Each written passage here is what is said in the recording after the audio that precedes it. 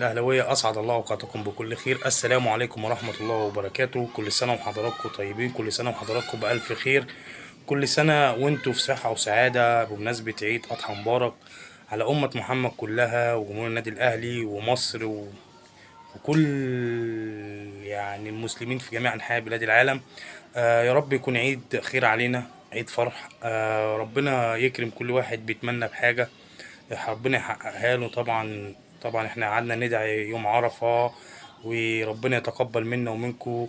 والناس كانت في الشارع حاجة جميلة جدا، كله بيعمل خير، كله بيعمل حاجات خير كتير قوي في الشارع. كنت أول مرة بقالي كتير من زمن ما شفتش الكلام ده يوم عرفة. مصريين جدعان، مصريين بيحبوا بعضيهم.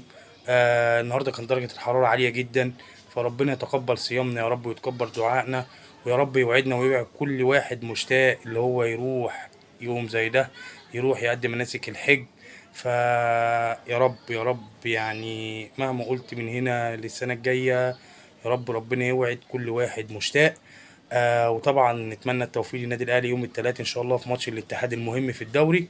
ان شاء الله الاهلي يكسب ويفرحنا والعيد يبقى عيدين زي ما الاهلي بيفرحنا كل مره، في اي مره بيلعب فيها في العيد، سواء عيد كبير سواء عيد صغير، الاهلي بيفرحنا واحنا عمرنا ما بنراهن على الاهلي والاهلي يخذلنا ابدا. واشوفكم على خير والسلام عليكم ورحمه الله وبركاته، وكل سنه وانتم طيبين يا اهلاويه يا جدعان. سلام.